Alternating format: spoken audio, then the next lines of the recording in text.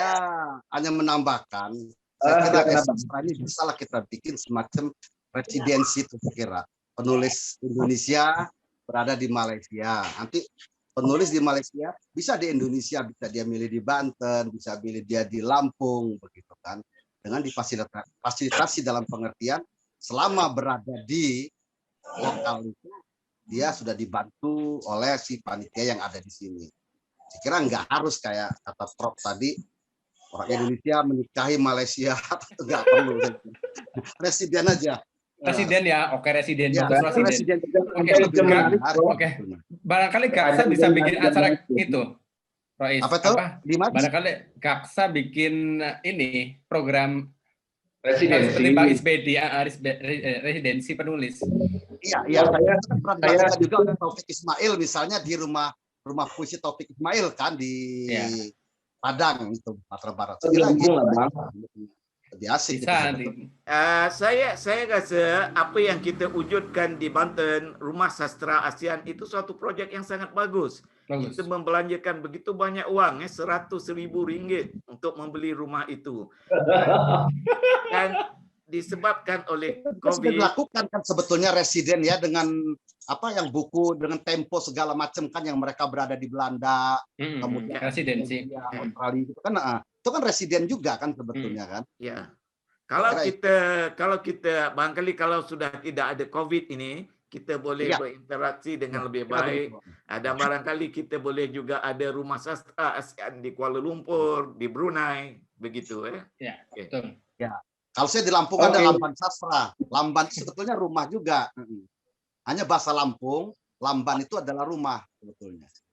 Oh, Lamban ada rumah. Oke, itu ide-ide yang luar biasa, Prof. Kita simpan dulu. Sebetulnya Gaksa sendiri juga konsepnya. Setelah di Banten, kita pengen ada di daerah yang lain, Kuala Lumpur katakan, di Brunei, Thailand dan sebagainya. Kita doakan semoga semuanya diberi kelancaran dan kita dapat melaksanakan residensi itu dengan sangat mudah. Bukan begitu, Prof?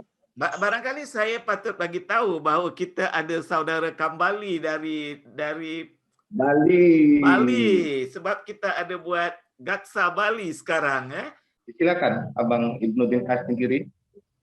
Assalamualaikum semua.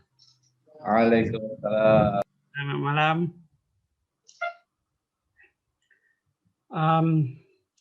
Pandangan saya lebih kurang sama dengan yang tadi pembahas kita, nama lupa dah. Saya setuju untuk projek masa depan Cerpen lebih kepada menceritakan tentang sosial budaya yang betul-betul mewakili setiap negara. Mungkin betul lah macam dia kata tadi, satu orang satu cerpen. Itu lebih baik lah. Saya setuju lah. Dan benar-benar mewakili masyarakat itu sendiri. Kalau kita tengok di Malaysia ada banyak budaya yang khusus dan juga percampuran budaya. Seperti saya bagi contoh, ada masyarakat yang asalnya dari Indonesia. Leluhur asal dari Indonesia yang berada di Malaysia sejak zaman dahulu lagi. Ini menariklah. Yang satu yang kita ramai yang tak tahu. Lagi satu, macam saya sendiri adalah campuran keturunan selatan Thailand dan juga Kelantan. Sebelah bapa orang Kelantan, Pasir Mas. Bukan bapa saya, moyang saya. Dan lagi satu moyang dari selatan Thailand, Singgora ataupun Songkla namanya. Jadi dia memiliki satu sosio budaya yang lain daripada orang asal ataupun orang-orang Melayu di Malaysia ni. Jadi banyak di Malaysia sendiri banyak. Apatah lagi dari Indonesia, dari Brunei, selatan Thailand dan juga Singapura. Jadi inilah satu yang menarik lah bagi saya. Benar-benar mewakili sosial budaya orang yang menulis tu sendiri. Itu pendapat saya. Terima kasih. Abang Cunong Noksuraja sudah on kameranya. Abang Cunong. Assalamualaikum. Waalaikumsalam warahmatullahi wabarakatuh. Silakan Abang. sebetulnya saya agak terkejut juga ada pertemuan ini, tiba-tiba saya diajak ke WA-nya, kemudian sekarang ada pertemuan. Biasanya saya lebih banyak pasif dan saya lebih bermain-main di Facebook karena itu lebih nyaman buat saya daripada saya bertemu muka dengan beberapa gitu. Karena kalau sudah semacam ada alih generasi, itu ada perbedaan-perbedaan yang ya di Facebook sendiri juga banyak alih generasi yang ada agak berbeda. Saya bermula sebetulnya kalau mau saya kenalkan itu dulu ada Yayasan Multimedia yang sekarang sudah vakum itu. Itu sebetulnya cukup lumayan, yang terbitan pertama itu ada penulis-penulis dari luar, dari Malaysia itu Rahim siapa itu yang bekas tentara itu, nah itu masih berhubungan, tapi ya karena wadah itu sudah tidak berfungsi lagi. Ini yang mengkhawatirkan itu aja. Maka saya pikir GAKSA ini kalau memang betul akan ada beberapa tadi di Medan, kemudian di Bali, itu bisa disinergikan seperti apa yang diusulkan SBID tadi, bahwa ada semacam residensi. Residensi itu saya lihat sementara ini kan kita pergi ke Jerman atau kita pergi ke Amerika, termasuk Umar Khayyam itu membuat para priayi itu dia ditulis di Amerika. Jadi tidak selalu bahwa kita harus orang Indonesia ke Malaysia menulis tentang Malaysia gitu loh. Bisa saja dia menulis sesuatu yang kayak Umar Khayyam itu menulis tentang para priayi yang ceritanya tentang seorang guru zaman dahulu sampai sekarang ini. Kemudian kalau nggak salah penyair siapa? Amriza, kok lupa. Itu kan juga di Jerman bikin banyak sekali itu. Jadi kalau memang itu residensi bagus itu. Barangkali itu bisa dipermulailah. Barangkali itu yang saya bisa sampaikan. Terima kasih Abah Cunong. Luar biasa. Kita semakin semangat nih, Bro. Kita semua bareng-bareng mengurus ASEAN sebelum nanti menciptakan bahasa ASEAN dan negara ASEAN. Oke, sebelum closing argumen dari Prof. Irfan, kita ke Bang Isbedi. Karena Bang Isbedi tadi baru baca puisi. Saya belum dengar Bang Isbedi berbicara lebih panjang lagi. Silakan Bang Isbedi. Soal apa nih? Ya saya melihat, ya saya tegaskan lagi, GAKSA ini memang bagi saya menarik. Saya masuk ke GAKSA ini emang awalnya dari Abdul Wahid TS, kemudian saya ikuti, sehingga kalau biasanya itu saya kalau sudah nggak buka saya langsung keluar dari grup. Tapi alhamdulillah sampai detik ini saya lihat saya masih juga ini dan terus berkembang. Saya salut kepada Irwan, Profesor Irwan. Nah untuk kedepannya ya memang kita perlu ya residensi itu sangat-sangat lagi. Kemudian kita buat acara lagi, misalnya yang junior juga bisa dilibatkan dalam di sini, sehingga kita ada semacam selalu kita mengatakan regenerasi itu penting sekali meregenerasi.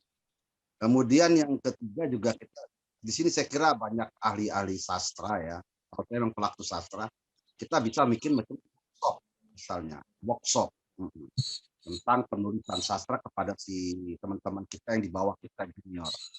Kita khawatir ada kritik memang dari teman-teman di junior, lah apa gunanya festival-festival, kok akhirnya para senior juga namanya yang dicatat, kata dia bilang gitu.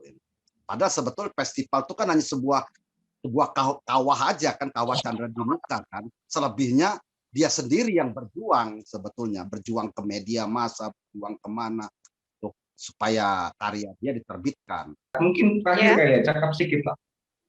Kak Iliani kan di GLP, puisi dalam perspektif lagu, kemudian di ASEAN juga musikalisasi puisi atau lagu puisi itu cukup populer. Apa pandangan kakak soal tadi, bacaan soal residensi dan sebagainya, nanti pertukaran kebudayaan dan sebagainya, apa pandangan?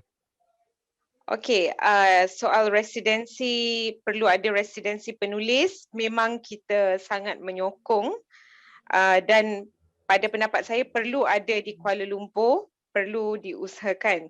Malah sebenarnya sudah ada di Kuala Lumpur, cuma bukan di bawah e-sastra ya. Satu lagi tentang saya nak merespon sikit tentang yang Pak Isbedi memberi pendapat tadi. Yang bagusnya tentang internet sekarang ni memang penulis tak perlu berdarah-darah bertarung sesama sendiri, kerana pada akhirnya karya kita asalkan dapat dimanfaatkan oleh orang lain, itu pun sudah cukup bagus pada saya. Dan satu lagi untuk memberi respon terhadap musikalisasi puisi, saya rasa ini sangat perlu digalakkan, terutama pada golongan pemuzik. Okey, apabila berlaku musikalisasi puisi, karya itu akan melibatkan golongan pemuzik dan juga golongan penulis. Jadi gabungan ni sebenarnya betul-betul boleh menyatukan para pengkarya kreatif. Itu yang sebenarnya kita nak cari dalam menyatukan sesuatu. Jadi musikalisasi puisi ni memang boleh menyatukan dua golongan kreatif dengan berkesan, iaitu pemuzik dan juga penulis. Jarang sekali mereka boleh bergabung kecuali dalam musikalisasi puisi. Okey, itu saja Rois. Okey.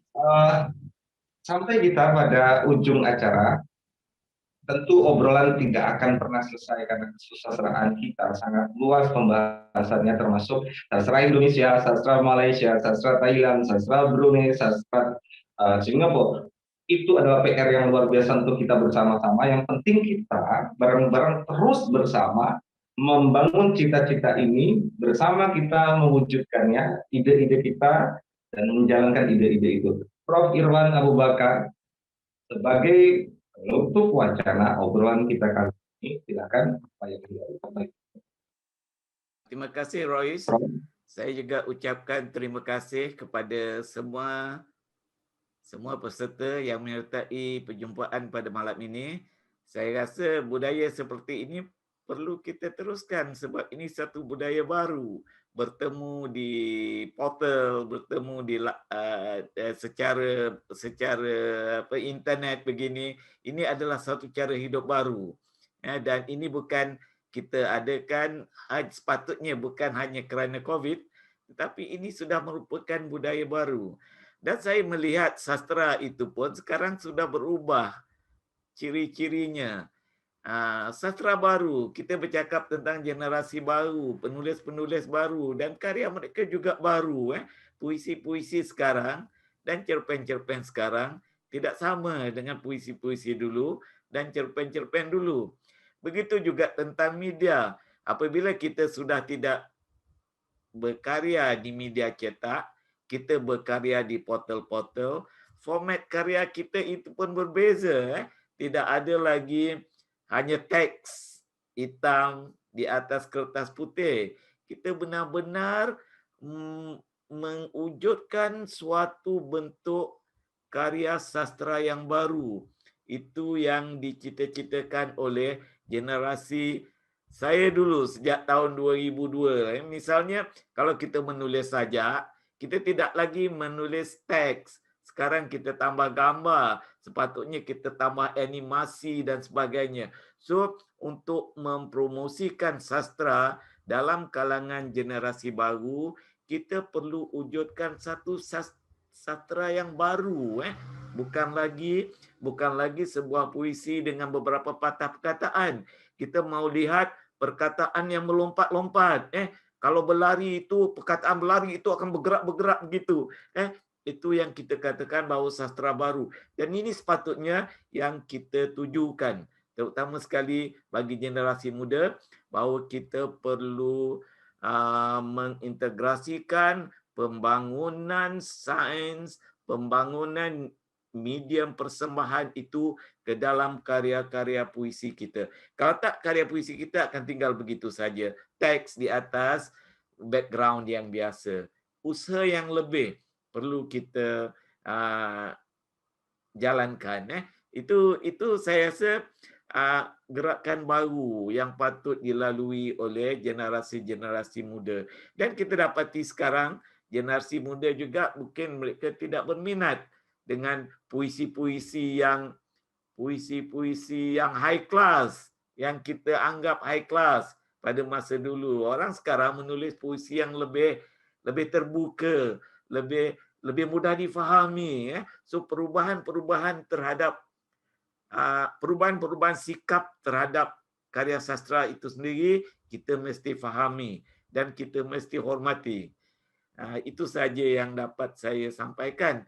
Dan saya rasa program-program seperti ini di mana sastra berinteraksi, sastra bertindak di alam maya ini adalah suatu tradisi baru yang akan mengalahkan tradisi sastra cetak. Itu saya sebut pada tahun 2004. Sewaktu saya mulakan e-sastra pada tahun 2002, semua orang kata saya buat kerja bodoh.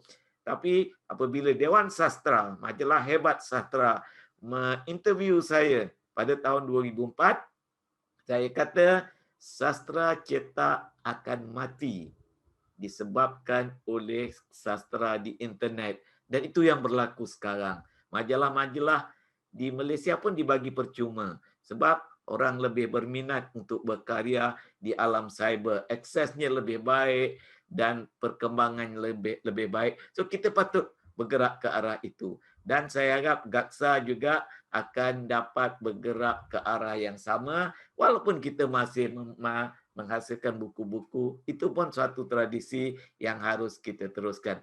Saya rasa itu saja.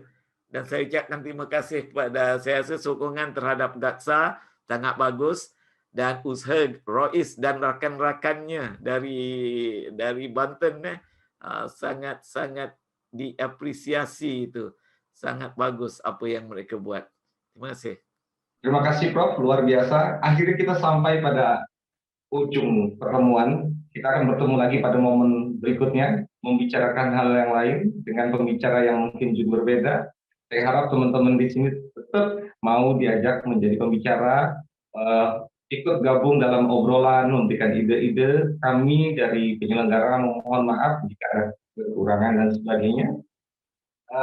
Obrolan ini disiarkan langsung di YouTube Gaksa ASEAN, bisa di-download untuk di YouTube-nya masing-masing, silakan, atau boleh hanya untuk ditonton. Sekali lagi terima kasih atas waktunya, atas kehadirannya. Mohon maaf atas segala kekurangan. Assalamualaikum warahmatullahi wabarakatuh. Waalaikumsalam warahmatullahi wabarakatuh.